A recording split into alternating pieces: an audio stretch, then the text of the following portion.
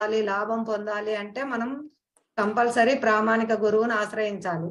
ప్రామాణిక గురువు అంటే సర్టిఫైడ్. ఇప్పుడు మనం ఏ ఏ స్కూల్లో అంటే ఆ స్కూల్లో చేర్పించాం కదా పిల్లల్ని.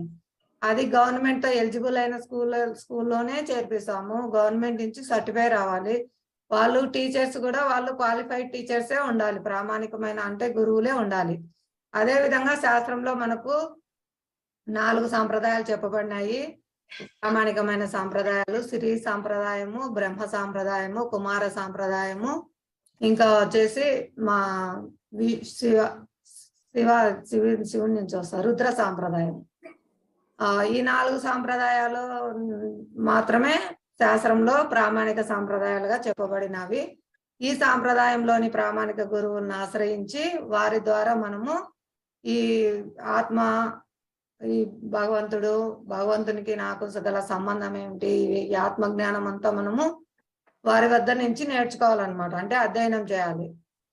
ఇది భగవద్గీతలోనే చెప్పబడింది. తద్విద్ధి ప్రణిపాతేన పరిప్రశ్నేన సేవయ ఉపదేశంతి తే జ్ఞానం జ్ఞానిన తత్వదర్శిన. అది మనం వచ్చే అధ్యాయంలో తెలుసుకుంటాము.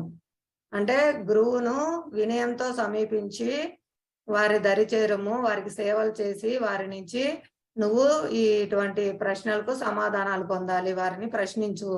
నీకు వచ్చే సందేహాలకు, నీకు తత్వపూర్ణమైన ప్రశ్నలకు వాళ్ళు సమాధానం చెప్తారు. ఎందుకంటే వాళ్ళు ఆత్మదర్శులగుట చేత నీకు సమాధానాలు చెప్తారు.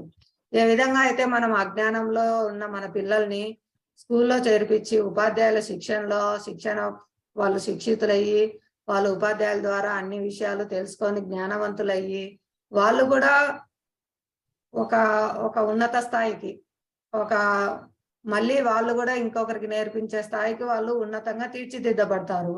గురువులు వాళ్ళని ఆ విధంగా తీర్చిదిద్దుతారనమాట. అదే విధంగా మనం కూడా అజ్ఞానంలో జన్మించాం ప్రతి ఒక్కరము.